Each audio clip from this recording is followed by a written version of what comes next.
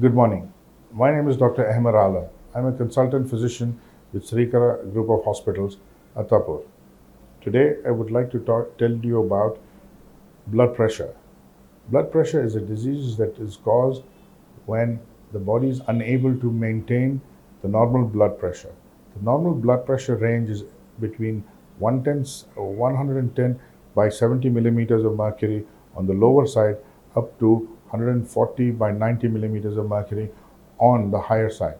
So this is the range between 110 millimeters systolic pressure and 140 millimeters of mercury of systolic pressure. This is the range for systolic blood pressure, and the diastolic blood pressure, the range is anywhere between 70 to 90 millimeters of mercury. This is the basic range. Now, in some conditions, on a case by case basis, we may have a little higher range of 150 by 90 millimeters of mercury, but that will not conform to a normal range, but will be an exception. So we will go into that later. Basically, what happens is the body requires a certain amount of pressure to be built up so that the blood can circulate through its entire body based on our position, whether we are standing, whether we are sitting, whether we are doing some sort of effort like exercise or day-to-day routine. The entire body requires some blood supply. The reason is blood brings in the nutrition and oxygen to its end organs.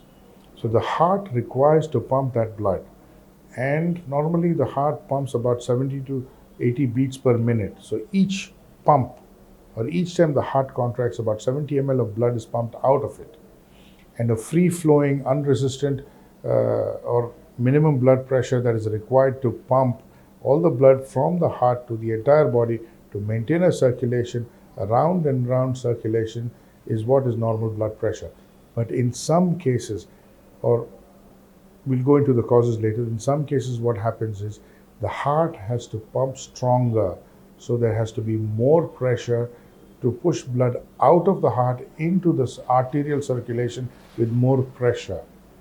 Because of this, because of this increased pressure in the blood vessels, that is what is blood pressure. That is what is termed as blood pressure. So basically, what happens every time the heart pumps, the force by which the blood goes out and it causes the expansion of the aorta, the big artery that comes out of the heart, is called as systolic pressure.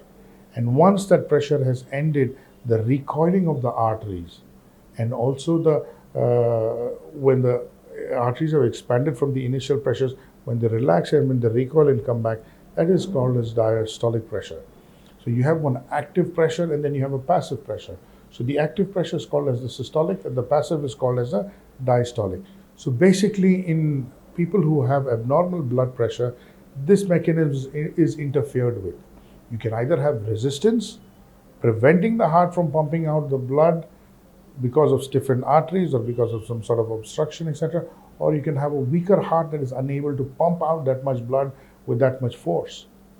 So basically, in both of these conditions, there is something called as an abnormal blood pressure. Usually, a high blood pressure is the problem. Majority of the people with abnormal blood pressures come with a condition whereby the blood pressures are higher. So the normal blood pressure, it's higher than 150/90, or it's higher than 150 by 90 millimeters of mercury. So anybody who's having higher than this is called to have a high blood pressure, and anybody having lower than this lower than 110 by 70 millimeters of mercury is called as hypotension or lower blood pressure. Although a higher blood pressure is very relevant, equally relevant is the low blood pressure. But today let's start with the high blood pressure. Now the problem of high blood pressure is that there is more pressure coming out of the heart, there is more pressure going out into the arteries, there is more pressure going out into the end organs. Therefore, this causes a lot of damage. So gradually, the heart keeps pumping more blood, pumping blood with more pressure throughout, and it's receiving less. So it keeps pumping more. It's because the amount of pressure that is going across the end organs is less than what is required. They send signals to the brain, asking the brain to send more blood. And the brain sends signals to the heart, telling it to pump harder, to pump more, to send more blood out their way. So this is a negative cycle. So there is less pressure, There is less pressure in the end organs, but there is more pressure in the heart. So the heart has to start changing itself to become more efficient to pump. There's something called as hypertrophic cardiomyopathy, or HOCM or HCM. So what happens in this is that the size of the heart muscle increases. So when the heart muscle size increases, the volume or the capacity of the heart on the inside reduces. So instead of being able to pump 70 ml on an average of 70 ml per beat, it starts pumping less than 70 ml. So it pumps more, it becomes harder. So this is a bad and negative effect. Similarly, when the arteries are stiff, they don't expand, they don't relax, they don't recoil, they're not elastic, the elasticity is lost. Increased calcium deposits, all of these problems are related to lifestyle. Of course, there is genetic predisposition, there is, of course, genetic relationship to diabetes and hypertension and such diseases, but they are also classified into lifestyle diseases because although there's a very small percentage of people who develop hypertension from genetic predisposition, majority of the people develop hypertension from poor lifestyles.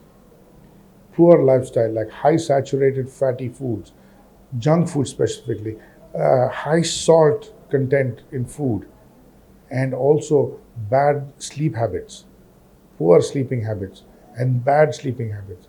Basically, what happens is you don't give enough rest to the body, you eat junk. Junk can be equated to nothing but garbage. Today, to make your food tasty, they put in additives, they put in preservatives, they add all sorts of unhealthy substances in processed foods to make them last longer on shelves, to make them taste better when you consume, and to also be attractive when you look at it. So this is the problem with processed foods. So prefer not to eat processed foods. The reason why the West has a better eating habit and us in India do not have a better eating habit is because of this concept of adding increased number of flavors. We choose to have a flavoring agent to enhance our flavors rather than developing the natural flavors of the ingredients that we have. This is one.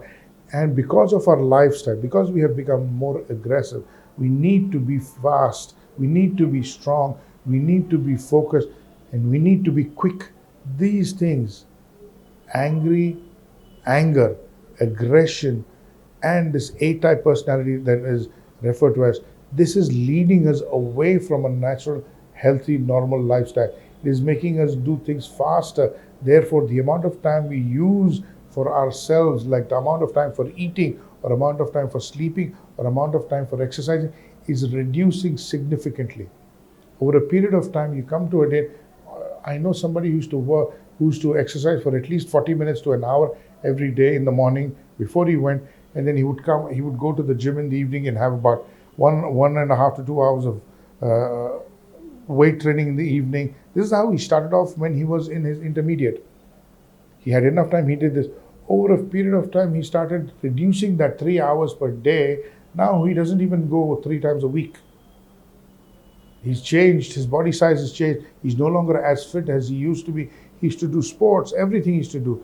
Outdoor sports, he used to do water sports, everything he used to do. He was very energetic, he was very light on his feet. But now, over a period of time, because he chose to be more aggressive, to be more prompt in his work, to be more faster in his work, spending more time at his work, spending less time for himself, doing so many things, trying to acquire more benefit, trying to acquire more success, he has slowly decided to destroy his body by focusing on only one thing rather than a balanced approach.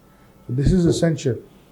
Rest, proper eating habits, and also proper discipline are three most important things that will help prevent the development or onset of lifestyle diseases like hypertension and diabetes. They can prevent or delay their onset for later on in life. Poor eating habits, poor or bad eating habits will cause deposits of unwanted substances like cholesterol, like calcium deposits, like all of these harmful substances, they can start getting deposited in the body. Everybody knows if cholesterol deposits in the blood vessels, it causes a heart attack. Deposits of calciums in those same blood vessels will cause stiffening of the arteries, whereby increasing your blood pressure. More medication is given, more issues have to be dealt with at that time. So basically, what's happening is this: you are choosing a bad life rather than choosing a healthier life. High salt content. High salt content is very bad. I know some people in some of our areas, they prefer to have high salt content in the food because it does not add flavor. Natural flavors are far better. You may not be used to eating salt in your diet, to be eating anything balanced flavors. You may like to have a salty flavor in your diet. Phase that out slowly over a period of time. Don't reduce it on the first day. Reduce a little bit. If you use 1 teaspoon of salt, reduce it to 3/4 a teaspoon. Slowly, like that, start training yourself to reduce the amount of salt that you add in your diet. Deep fried foods. Deep fried foods are very bad. I think the single most important factor is deep fried food. And we in India, we have a habit of reusing our fried oil. Once we use to fry something in our oil, it is difficult for us to throw it away because we think it will go for a waste until that oil does not turn black or shrinks after constant boiling. This is very bad. What happens after maybe 1 or 2 uses? The features of these oil are all lost. They are destroyed. So there's no longer oil left in there. There is some liquid, some viscous liquid that is there that is harmful to you. But after keep burning for a few times, the oil also starts developing a flavor. And people consider that flavor to be good. This is just like saying, I like to drink poison that tastes better than poison that does not taste better. It is poison. You may choose to add flavor by something else.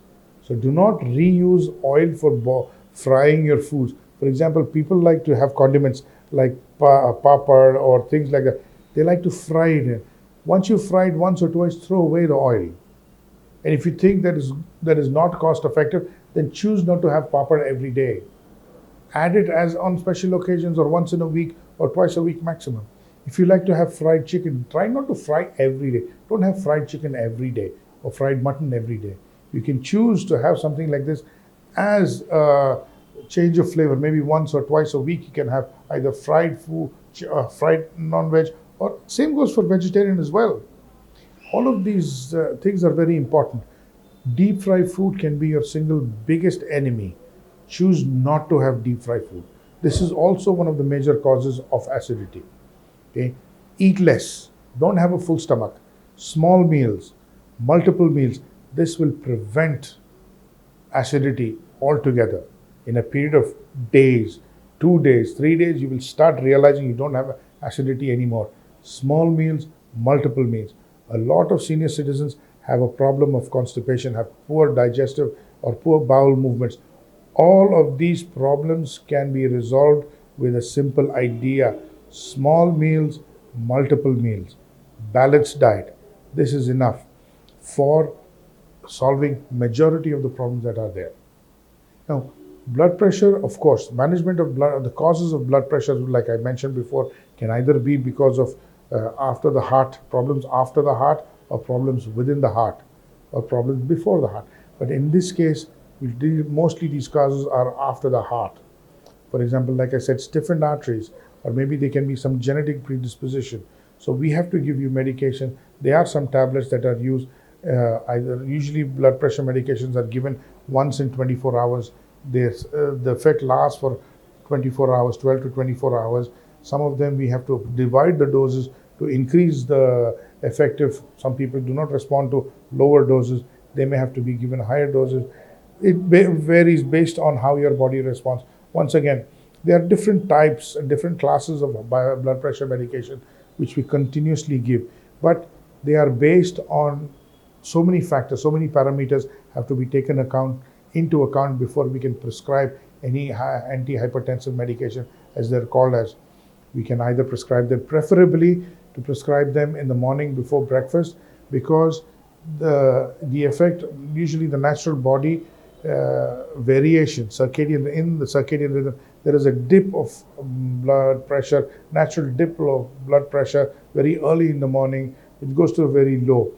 And similarly, if you start giving high doses in the evening, during these times, the people start complaining of giddiness. There are a lot of people who complain of giddiness because of this. So thinking of maybe requires a reduced dose, maybe requires a higher dose. So this that creates confusion with the patients, and the patients tend to believe that they're not being treated well, and they tend to believe that they're being the medication is not helping. So by adjusting the time and dosage, we can achieve that. Basically, medication is the mainstay for treating blood pressure, but there is never enough insistence on the concept of a balanced diet.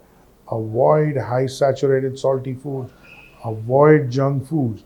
Anything that gives you great flavor and is cooked in with preservatives or with food additives is not good. Prefer natural foods, prefer less oily foods, and prefer to avoid all of these refined oils. These are all cheap replacements for ghee and butter. Refined oil is a cheap replacement, is a third-rate replacement to ghee and butter. The natural body, the body naturally is able to digest butter and ghee, but it cannot digest oil as easily as it does these two. So basically, you must choose to have these. Because ghee is expensive, it also adds as an incentive to reduce the usage of this. And when you when you use butter, the price will also help you reduce the incentive of using more of this. People say olive oil is better. Olive oil is extra virgin olive oil is good for national consumption, or virgin olive oil. Pomace, try and avoid any olive oil that says pomace. It is cheap. It's whatever the leftover from all of the first and second press, extra virgin, virgin, whatever is remaining. They gather everything, they put it together, and there is enough research to say that's bad. Pomace, olive oil is not so good. Choose lesser oil, choose a better oil, and prefer not to have fried food. Exercises. There is absolutely no substitute for exercise. Prefer to go out. People have gyms at home. They have weights. They have treadmills. The whole concept of exercise is not just to lift a weight, or not just to spend time on the treadmill, or not just to work the muscle. There are several concepts involved in exercising. Number one, you go outside, you go out in the morning, fresh air, fresh faces. It's a brighter morning. Psychologically, that helps you better. When you go out, when you're getting fresh air in the morning, that is healthy again. Now, the difference between exercising on a treadmill and walking on the streets, you can loosely convert it as 1/4. So if you spend, say, 10 kilocalories on the treadmill, that is equivalent to 2 calories or 4 calories, or 2.5 calories when you walk outside. Okay, so if you spend 2.5 calories outside, let's say you walk 2 meters outside on this road, it's equivalent to 10 meters on the treadmill. If you lose conversion, because when you're walking outside, most of your postural muscles are working, you're carrying your weight, you're moving forward, there is some movement. On a treadmill, the machine takes away the resistance. The argument you can place is if you can add resistance by inclining it or by adding stiffness. Yes, all of that is there, but the wholesome effect of walking outside on undulated surface, meaning you must have your walking path may be a little bit elevated, may have ups and downs, okay, may have steep downs and may have steep ups. So that will be a comprehensive as well as a uniform effect over the entire body. Not only increasing the stamina, increasing, also providing aerobic effect, and also strengthening your muscles. So there is absolutely no replacement, no substitute for proper exercises and exercises done outside. Choose to go to your local garden. Choose to go to your local park.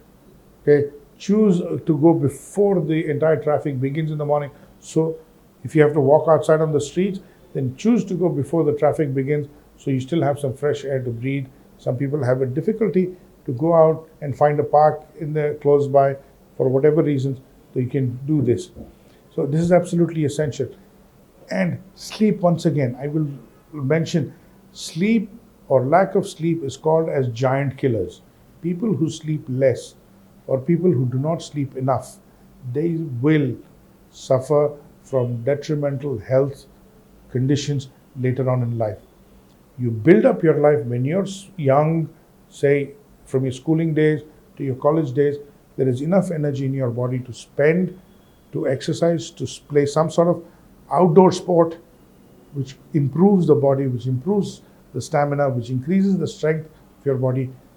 This strength and stamina and your body's conditioning over a period of 10 to 20 years from your schooling days till you become a professional is what is going to carry you from the time you become 35, 40 till you die. This is what is going to help you carry out the rest of your life and prevent maybe from becoming a cripple or through old age, or prevent the most commonly occurring old age diseases. So this is absolutely essential that you must do this. Once we take care of our lifestyle, once we take care of our dietary habits, and once we take our medications regularly and uniformly, we can manage our hypertension. And proper diet, proper balanced diet, regular exercises, and a healthy lifestyle will prevent the onset of lifestyle diseases by many, many years. So, this is absolutely essential that we must do this. There is a lot of advertisement, there is a lot of advice, and there is a lot of suggestions that say you must have vitamins every day, you must have this every day, you must have that every day. You do not need any of these supplements if you have your balanced diet, if you have your fruits and minerals regularly, if you have a fruit every day, have a healthy drink, green tea or fresh fruit juice without any additive sugars or without any additive substances. These will replace your daily recommended dietary allowance for your vitamins and minerals. Have a fruit for breakfast, have a fruit after sometime later in the day, have something fruit. Add salads, stir fry, add some salads in your meal. So more colors, more raw food. This is very good. Okay, so do not, all that food that is cooked for hours together to develop taste is nothing but garbage. It has lost its entire nutrific value, it has lost its entire nutrition in it. What remains is just taste and fatness. Makes you fat, makes you unhealthy, and just adds more to your weight. So basically, understand this. Good lifestyle, good eating habits, and good sleeping habits will help prevent most commonly occurring lifestyle diseases for as long as you continue to behave and observe a healthy lifestyle. Thank you. అద్భుతమైన ఆరోగ్య వీడియోల కోసం 3TV health channel ని like చేయండి, comment చేయండి, subscribe చేయండి, అలాగే share చేయండి. థాంక్యూ.